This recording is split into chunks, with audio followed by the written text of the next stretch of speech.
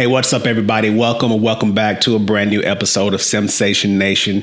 I say the same thing every episode. I say the same thing every week because I mean it every episode and every week. We have another exciting topic to talk about and also a very exciting guest to help me talk about it. So the phrase "take a knee" kind of took a negative turn over the past few years, for various reasons, during a time where there were some challenges out in the world and out in the community. And so we hear the phrase in the military a lot, take a knee and things of that sort. So I wanted to kind of talk about what it means to take a knee versus something like a strategic pause, which we'll help unpack as well.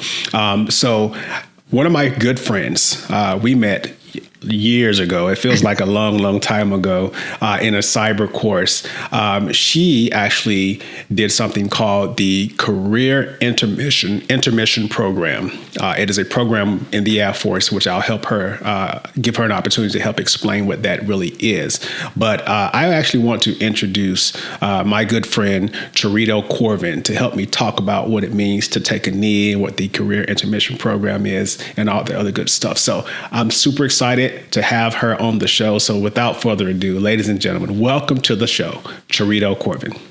Well, thank you so much. I know it feels like years, but I think like any good friendship, you could pick up right where you left off. And so we haven't aged a bit, I would say, in the last decade since we saw each other. Thank you. And I appreciate that statement. I have a couple of gray hairs that people may be able to see if they're watching. They can't see it if they're listening. But you're right. I think we're both aging gracefully and we're aging well. And you're 100% correct.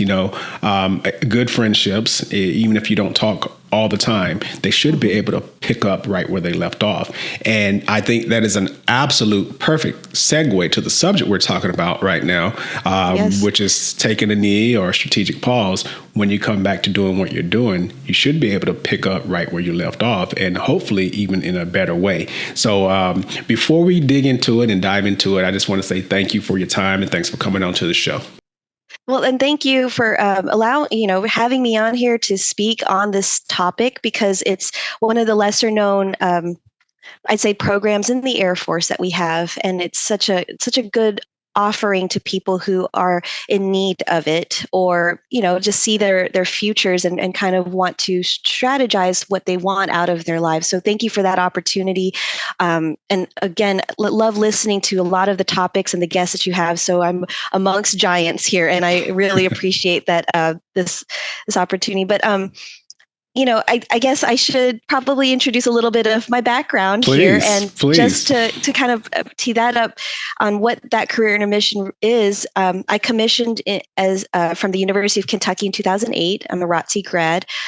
Back when we had 33 Sierras, were comms people, and because of my engineering degree, I was an A-SHRED, so communications engineer, which isn't something we have anymore. Went to Iraq in 2010 under a JET tasking, joint expeditionary tasking there, and Korea. Right after that, I was at AFIT at Wright-Patterson when you and I met, and we went to Cyber 200 together years ago. And right after Cyber 200, I started the Career Intermission. And back then in 2014, it was a pilot program. And so I applied in 2014, was accepted to start in 2015, right after I graduated Cyber 200, and then returned to service in 2018. So I took a 3-year strategic pause. And after that, came back to Joint Base Andrews to be part of the 744th Comms Squadron, doing base comms there.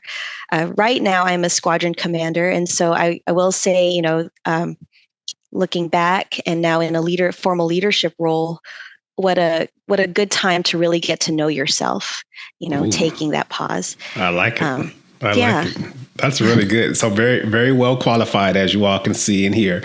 Very well qualified, a wide range of experience, and currently in a leadership role and doing amazing things in your current role today. And I think that's awesome. One thing I'll circle back to that you said earlier when you were kind of saying that you were happy to be on the show, you said that you were amongst giants. I'm glad that you said that you were among giants and not necessarily looking up to them, because in my opinion, it doesn't necessarily matter about, your rank rank or status or anything like that. It's really just about what you have to give back to the world and give back to the earth. And you're doing great things with that. So you are among them and you're not standing beneath them. So I just needed you to know that for sure.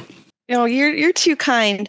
And, if I love the idea that you presented here in terms of the differences between taking a knee and a strategic pause. Mm-hmm. And you're right. When we think about taking a knee, there's some negative connotations there, and what with world events and events in the country. But in the military context, we say take a knee as take a break, or if you're listening to a mission, for instance, you're going to take a knee so that you can listen to your mission commander. So there's in my mind, that's not a really negative context or connotation there with our military interpretation of it. However, when sometimes I visualize taking a knee to be like, Atlas, the Titan Atlas, how he was punished and had the world thrust upon him.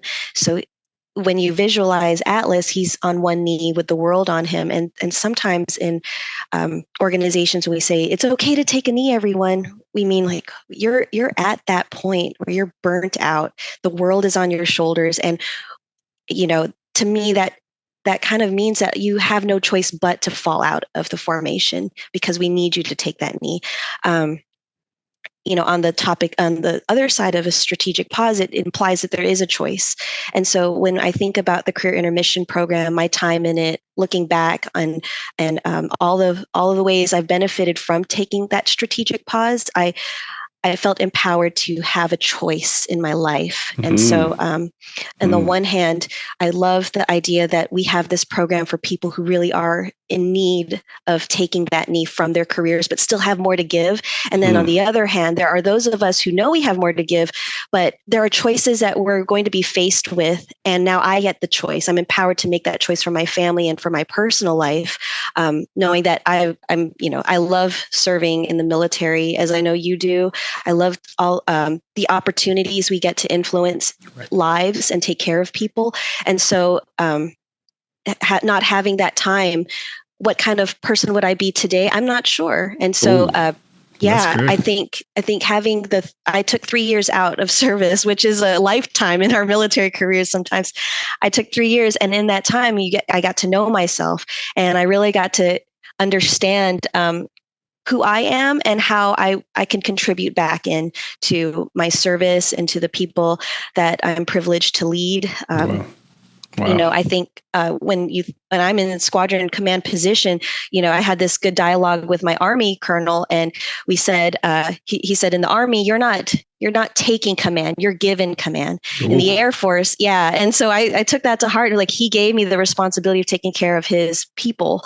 And so with that, it's like, I got to take care of myself too. I got to take care of my mental health and model that for folks. And so I generally say, out loud, I'm not taking a knee. I'm taking a pause. We're going to reflect, and then we're going to make a more informed decision because we know a little bit more with that pause.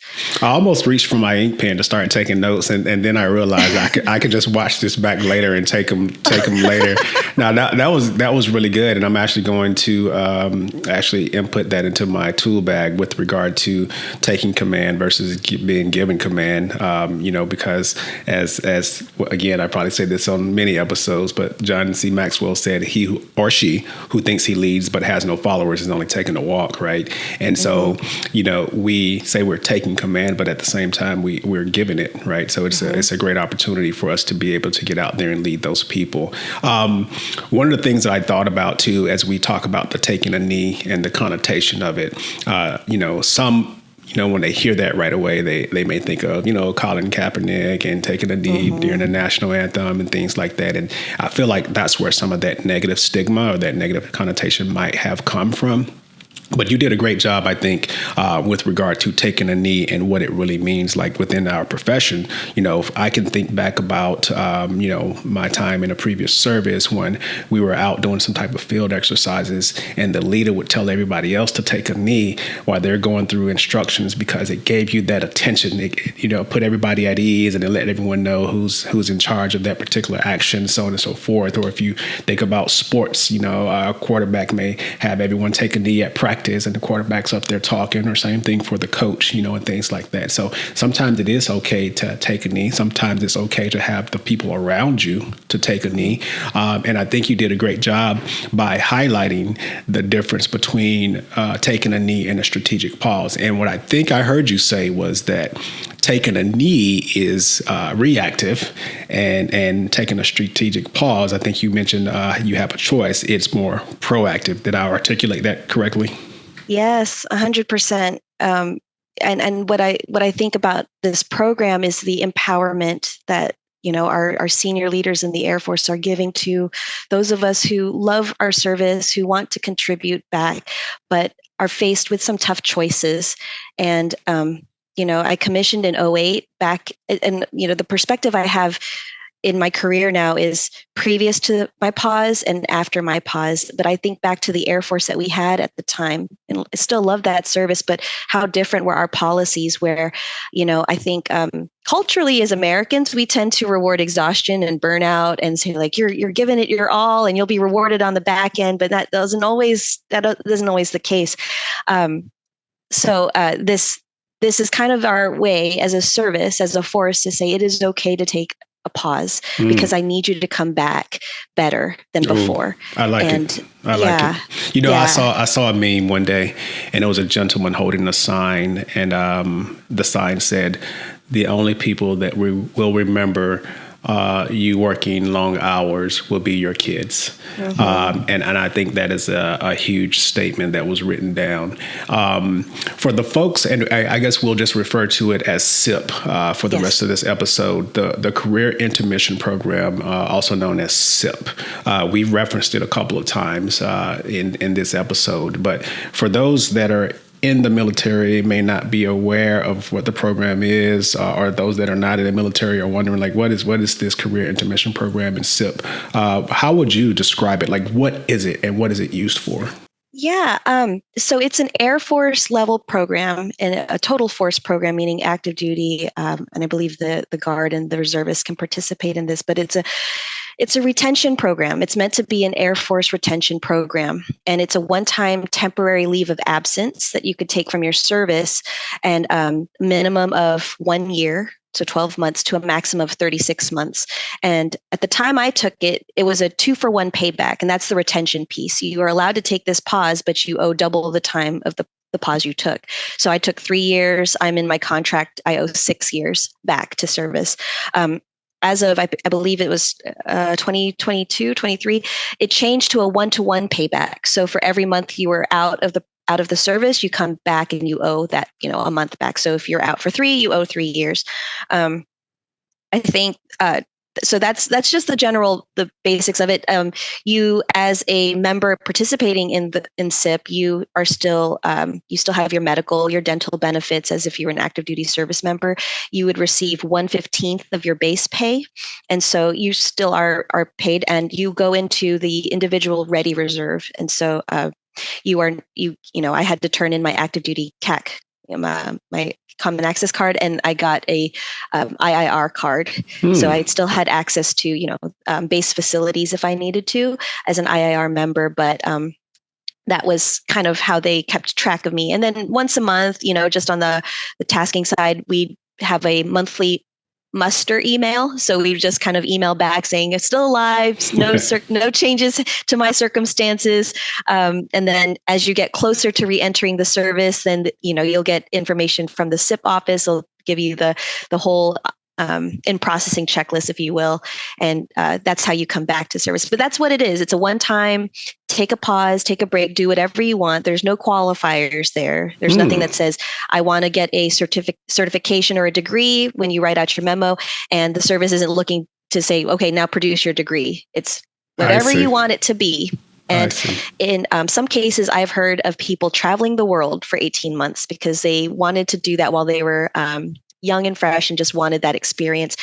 In other cases, I've heard of people who were trying to get degrees that they just couldn't do, working full time and pursuing professional degrees, or, family situations. In my case, I wanted to have more kids. And so I took it at a time where I just finished school, finished PME, and we were able to focus on our family for a little bit. So it could be whatever you need that pause to be in the time you need it to be.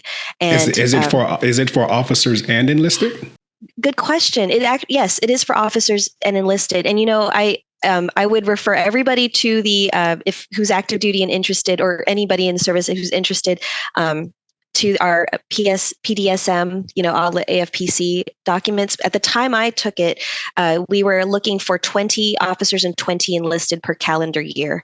And I believe now we have like 3 or 4 offerings per calendar year. And so it's grown. I'm learning a lot about, I'm going to be honest, I didn't know about all this stuff, especially the fact that you're still getting paid. Even, I think you mentioned 1/15th, it's better than zero. Right? Yes. And so I actually didn't know that was a thing. So it's for officers and enlisted. You still get a certain portion of your pay while you're out.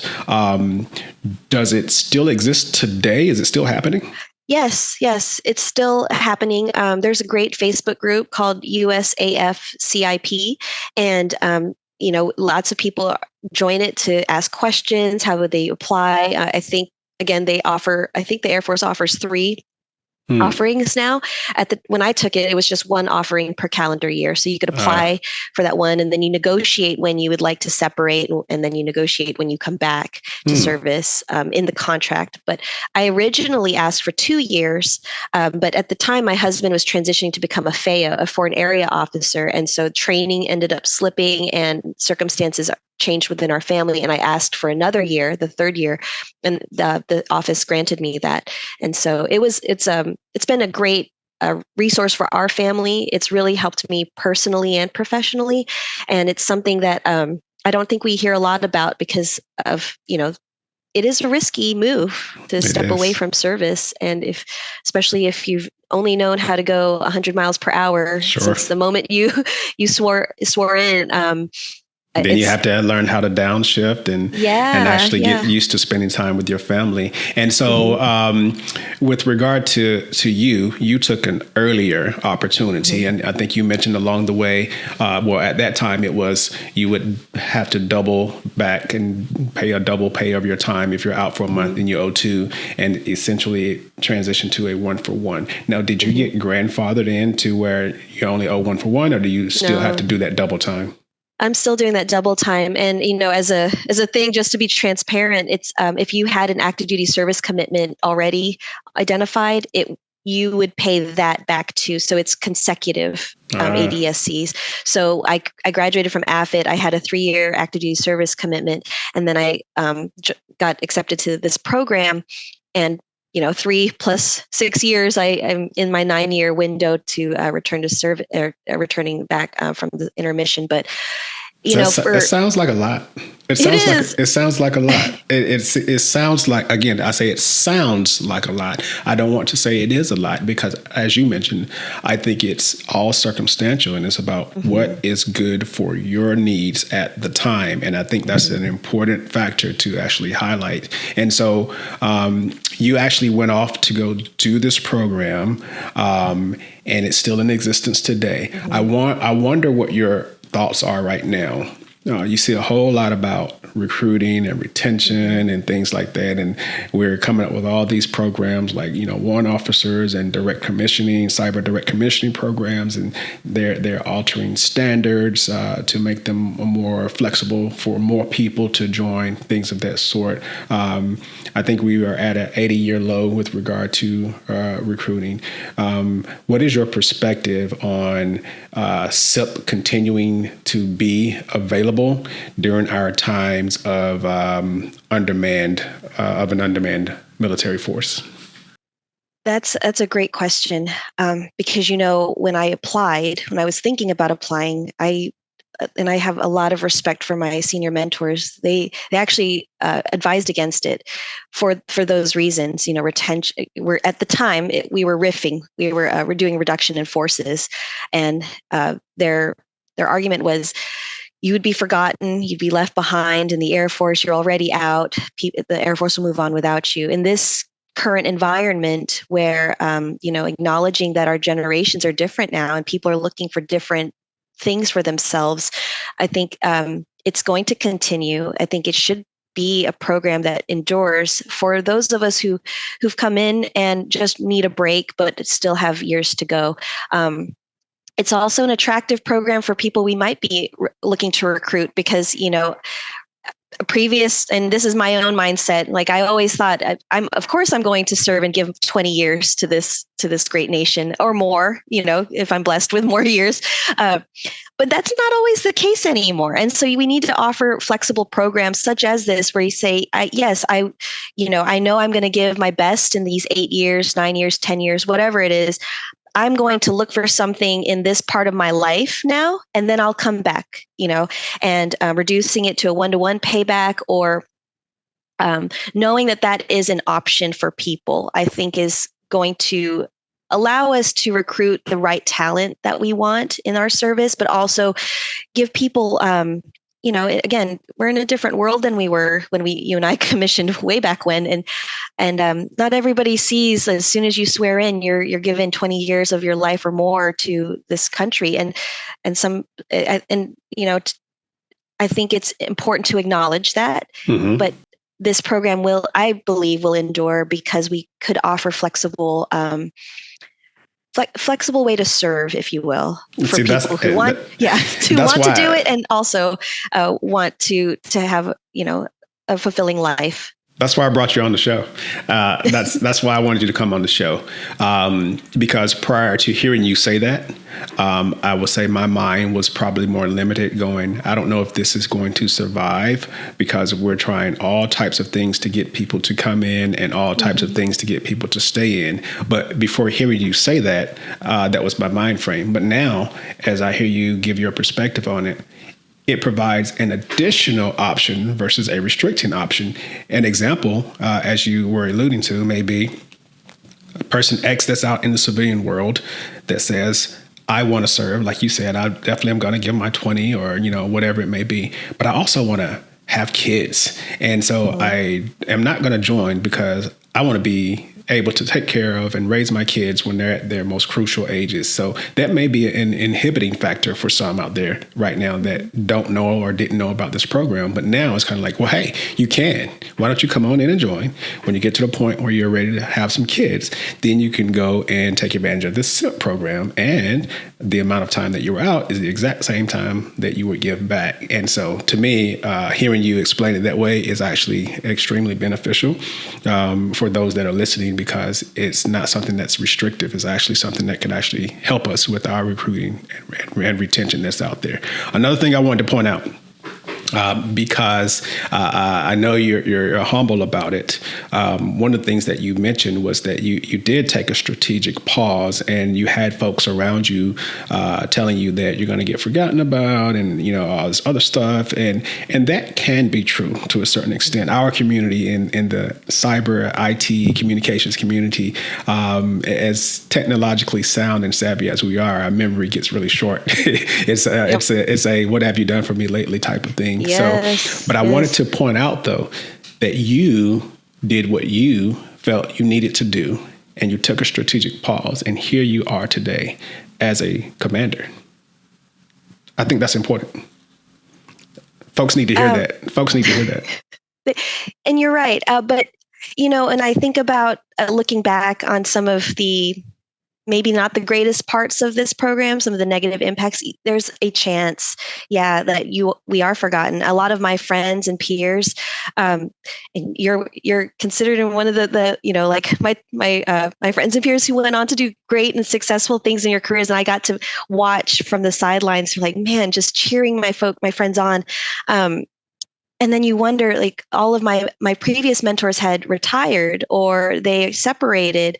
And thankfully, my friends and peers who have accelerated and gone and done great things, it's kind of like an open menu to me of where do I want to go next?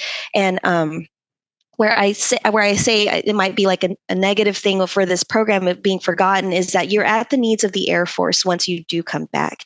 And when I came back, I was at the needs of the Air Force. In my case, I'm a dual mil family. So my husband is a foreign area officer. He was training to become one right at the time I was taking my pause. back then, when I was in my pause, he was slated to go to Monterey to do his Defense Learning Institute training. But because the timing of me returning to service meant that there was no spot for me to go back, so we really had to fight and advocate for ourselves to be in DC, for him to go to school, finish that, and lots of bases here in DC, as you know. And because I'm a return to service member, I found a spot at the Comm Squadron at Joint Base Andrews, which is a great location to land in. I had a lot of energy. I had a lot of thoughts. I was, chomping at the bit, ready to come back. And I had to advocate for myself again to get to where I am. Now, again, I was given command, and not anywhere in my matrix did I think I was going to command within 2 years of pinning major, but it's, I think because of that break, I look and sound a little bit different than people of a 2011 year group, which is what happens when you take that pause. You shift over to the right on what your year group is, and so I definitely don't sound like I sound like an old guy, from 2008, and not one of our younger folks from 2011, but. Yeah, that is probably a trap that people could fall into very easily. So you really have to know yourself well enough and know what you're capable of bringing to the table to advocate for yourself. And I felt, full disclosure, that break kind of empowered me to really have and find my own voice and what I want, what does Charito want out of this life and out of my military service. Very good. I was hoping that you were going to take it there, and you did, because you mentioned that you look and sound different than folks in your year group. But I also think that that's a positive thing, because you one of the things you also touched on was that you came back and you had a whole lot of energy and a whole lot of good ideas. And that also may be another reason why, in a positive way, you look and sound different than your peer group, because some of those folks from previous year groups may be reaching a little bit of burnout stage, or they didn't take a knee, or to take a strategic pause, or things like that. So I would imagine that it probably kind of wound you up a little bit and catapulted you a little bit better, because things do happen for a reason. I think they happen the way that they're supposed to happen. Had you not taken that strategic pause, then maybe you would not necessarily be in the position, whether it's command or just in your mind frame of motivation that you're in right now. So you kind of touched on a little bit about the positive and negative aspects of it all. But if you had to kind of lay it out in a short list on both sides, what would you say are the pros and cons of participating in something like SIP or any other program for the civilian community? Is this just for everyone, not just the military? What kind of pros and cons would you highlight for being able to just say, I need a break? Yeah, on the civilian side, outside of this, of calling it SIP, we would name it a sabbatical, where you're taking a rest or a pause from what you're doing professionally. Some pros: you're away. You're going to gain some perspective that you probably wouldn't have. My idea of work has changed. It's not my work isn't quantified by how much email I address. It's quantified by the longer lasting impacts of what I'm able to change. So your perspective is different. In my case, I was able to achieve some personal goals. So, we had our second daughter. In that, I was able to just stay home full time with her and really bond with my two toddlers at the time.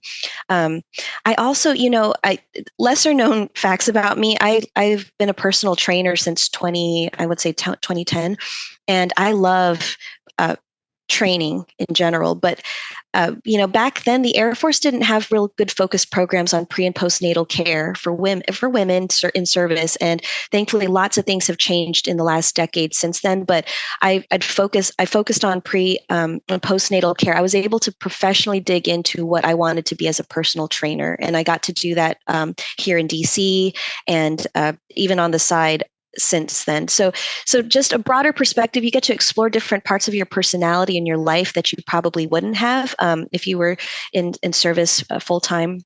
Other pros, just on the technical side for the program, you're maintaining your health benefits, your access to our resources. And so all those things like that we can't really quantify right now, that make us whole people. And I did come back feeling like a whole person again. cons, I would say, are like, again, it's a significant reduction in pay. So if you're accustomed to a certain lifestyle, and now you're taking 1/15 of your base pay, I advise everybody that joins this program to make sure they have a plan and to know what their plan is before they take it. But the payback at the time was a detractor, a 2-to-1 payback versus this 1-to-1 payback. And for some of us who are still really on the fence over separating versus returning to service after a sabbatical, that could be a drawback too. Once I leave, I'm leaving for good. And I can touch on that a little bit more as well. But the payback could be a deterrent. Like I mentioned earlier, career milestones. If you are not keeping track of where you need to be career-wise once you come back, knowing that you're shifting and where your peers are, where you need to be, then you could easily fall into the traps of being forgotten. And so knowing where you are, keeping your mentors close by, keeping your friends close by, and observing where everybody's heading in their career, so you have options open to you. But other than that, that's really what I would identify are some of the cons, is that, it's scary because it's unknown. And if you'd only been in the government or in the military for a decade of your adult life, and now you're going to do something completely different. In my case, I was a personal trainer. That makes zero money, but it's very rewarding on time and like energy that you're spending with people. You just really have to know yourself and know and be okay with stretching yourself. Right. And so those are some of the pros and cons, I would say. And if I probably am missing a bunch, but I can only think positively of this program and what it did for me. And, very good. Yeah. Very good.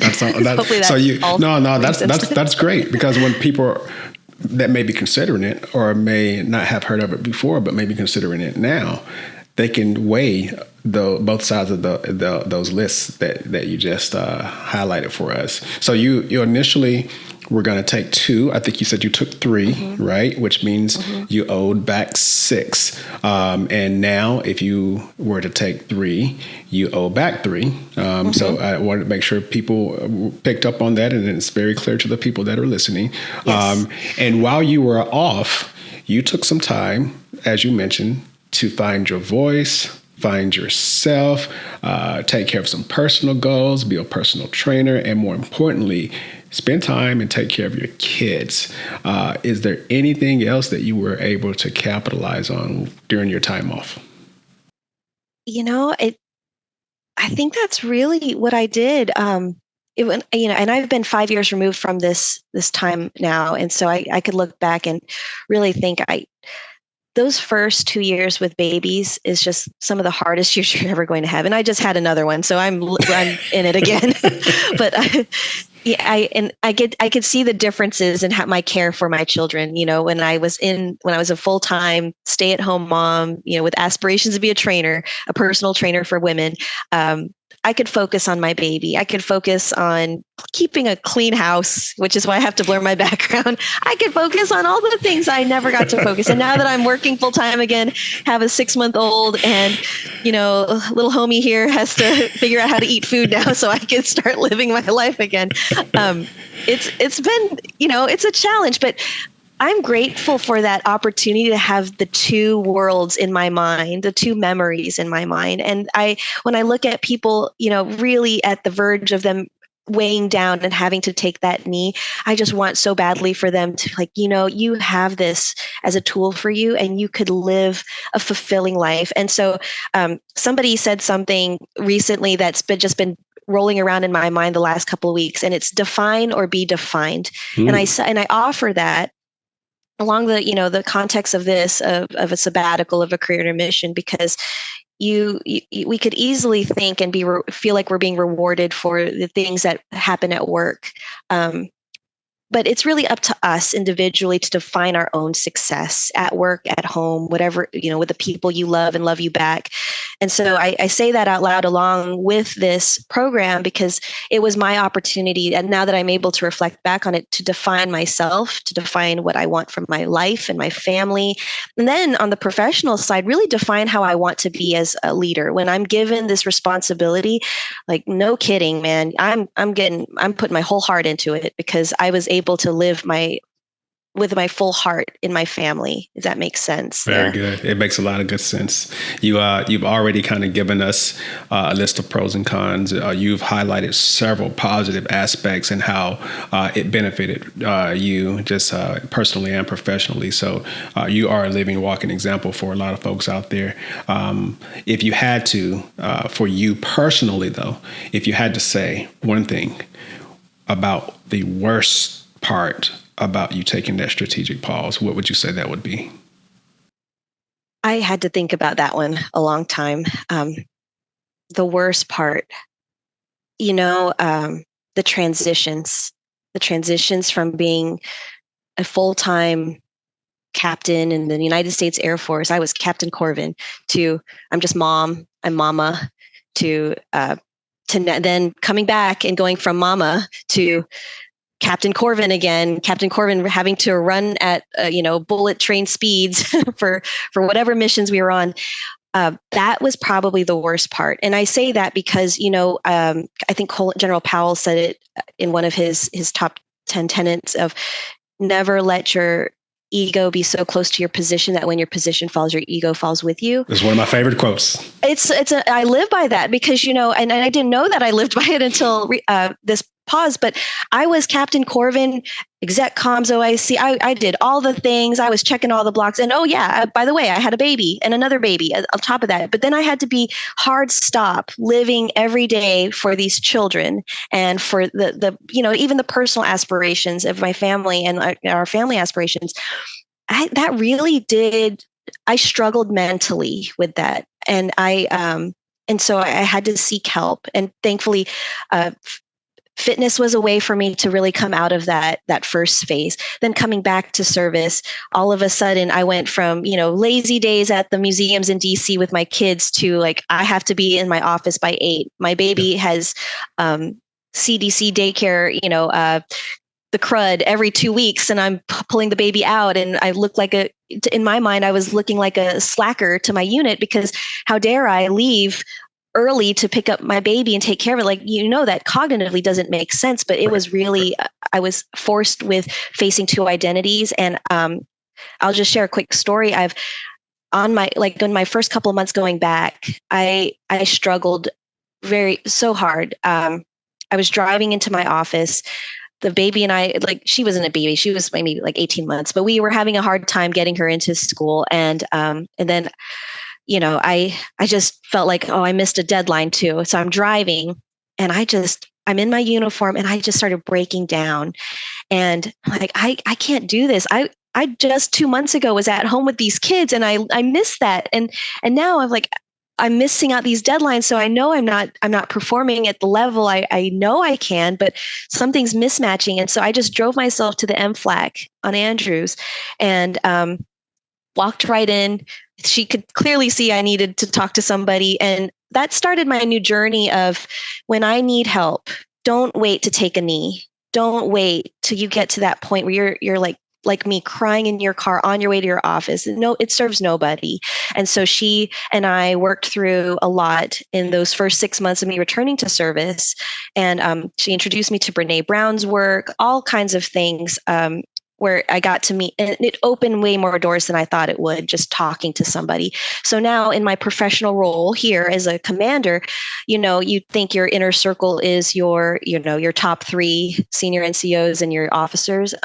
My inner circle, the people I talk to is my chaplain, and we have an organizational psychologist. I talk to the psych and I talk about ideas that I have for my unit, and she gives me feedback on your unit's not there yet. You need to do a couple steps, intermediary steps.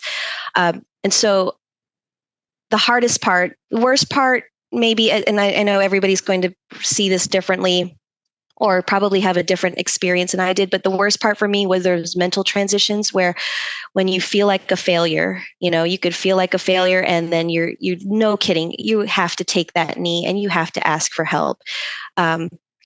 How it transformed into some of the best things that happened in my life since then is now I know I could recognize in myself quickly, go get that help. Don't wait. And when I see it in others, I can grab a hand and walk somebody over, or I can shut a door, say, I'm here for you, because I recognize that. So I know that was probably not quite the No, that was the answer, but 100%. it really served. That was the right answer. That was thank you. that was 100% the right answer. And the reason it is the right answer is because it's truthful.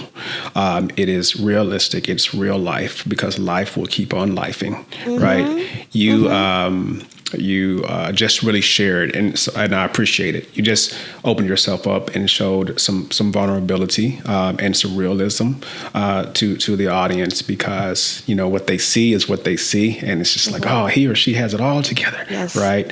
But we also need to be able to share those things or those times when we may not necessarily be as together as we look, because I believe that some of the greatest leaders are the ones that have been through and overcome some things. Because how else can you help someone go through or overcome some things if you've never been able to do it or had to do it yourself? And so you are a living example of that. You've done that. And I appreciate you for being vulnerable and just kind of sharing your story. So that was a really great touch as we get close to the end here. But I don't want to let you go yet, because I do want to give you an opportunity to close out with regard to this subject. I guess if I had to ask a simple yes or no question, I know it's rhetorical. Would you recommend SIP, taking a knee, sabbatical, strategic pause, anything similar? Would you recommend that to someone? Yes, you would. I would. You would. I would. And if you had to answer the question, how do I know, if I'm asking you, how do I know when I'm reaching that moment where I need to do it? Or how do I know if I should? What kind of indicators should I be looking for? Ooh, that's good. If or even if it's right for me. Yeah, and I think when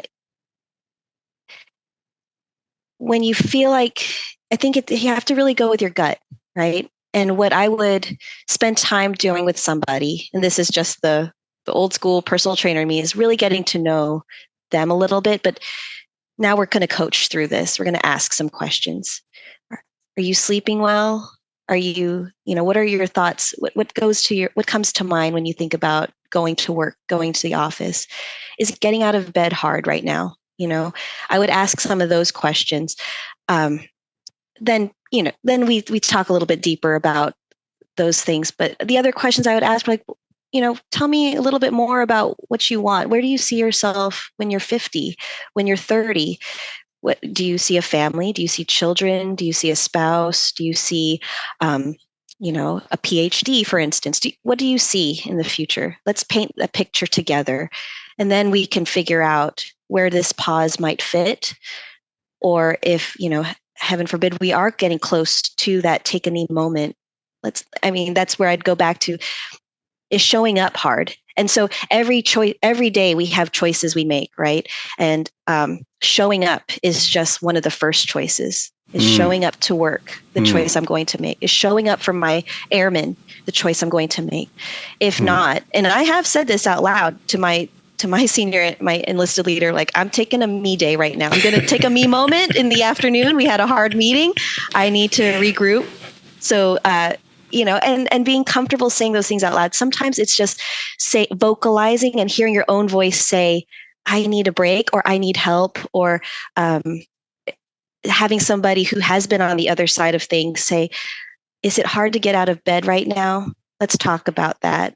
Tell me. And then just pausing, letting them share. That's solid. That is solid. And so I want to kind of put a bow on that, because as you mentioned, people are always watching, and your followers are watching what you do, and you showing some vulnerability, saying, hey, I need to take a me day right now. It's okay. And what you're doing is you're showing your people that it's okay. And it may not be as extreme as SIP, or taking a strategic pause, or taking a sabbatical. It may be, I need a day today. It may be, this 60, 70 days of leave that I've got sitting on the books, I need to probably take a week and go on vacation. It may not necessarily be for an extended period of time. It may just be a short enough period for you to come back to work where it's not so hard to show up. And that is the biggest message I took from this amazing recording today, was the question of, is it hard for you to show up? And that's not for everyone to go, well, that's every day for me, depending on what depending on what type of job you have, every day can be challenging. But if it's hard for you to get out of bed and to show up to work, then that may be a really strong indicator that it's time for you to take a knee, take a strategic pause, take a little break. And I appreciate you for putting that out to the forefront. Thank you. So listen, before I let you get out of here, I know you probably know what's coming next, but you don't. You may or may not know the questions. Either way, the answers are going to be different. So I'm going to hit you with a quick 10-question round of what do you prefer? Are you ready? Okay. I am as ready as I can be. All right. Question number 1. Would you rather win the lottery or land your dream job? Land my dream job. Land the dream job. Number 2. There. Number 2, test the waters or dive in the deep end? Dive in the deep end. Okay, so dive right on in. Speaking of water, glass half full or glass half empty? Full. I'm an eternal optimist. Number 4, ketchup or ranch? Ew. Can we make it curry ketchup? Like with, like curry ketchup on a bratwurst, not like regular ketchup. You're the second person to give that response to that question, and it was all verbatim. It was ill. I'm sorry. Curry ketchup. If we can, put a condition there. Curry ketchup. Yes. Curry ketchup. It is. Number 5, night or morning? Morning. Good. Number 6, passenger or driver? Passenger. My poor husband. He knows this about me. Number 7, city or countryside? City. Number 8, lose sleep or skip a meal? Lose sleep. Lose sleep. Lose sleep. It's probably good to eat the way you're supposed to eat as a personal trainer. Well, and as I'm feeding a whole other human too, so I got to probably keep myself fed for him. That's true. That is true. Number 9, shopping online or shopping in store? Oh, I like shopping in the stores. I spend more money online though, so I don't know. Like the numbers don't speak for themselves adequately, but I do like shopping in stores. Perfect. And last but not least, start work late or leave work early? Oh, I feel some conviction here because I can never seem to I love starting work early and leaving early. So if I didn't have babies to herd around and children to herd around, I'd be in by 7 and out by 3. Leaving early to spend time with the family. Very good. Very good. Listen, Charito Corvin, ladies and gentlemen, you heard it here. She gave her perspective on whether it's taking a knee, whether it's taking a strategic pause or sabbatical, whatever it may be. You've heard a very wide range of thoughts, pros and cons. Consider it for yourself, whether it's just taking a day to yourself, taking a week of leave, taking a couple of years off so you can come back better and stronger. Charito, thank you for coming on to share your perspective and educating us, the audience, on what the program is, for one, but also your experience with it. So we really appreciate you. Thank you so much for this opportunity. And I mean it for everyone who might be considering it. Please think of me as a resource to talk to. And I could help find other folks that have gone through the program with me that probably have different perspectives too. But overall, really appreciate this opportunity to share the stories, to talk about this program, and hope it helps and serves others in the future. I am certain it will.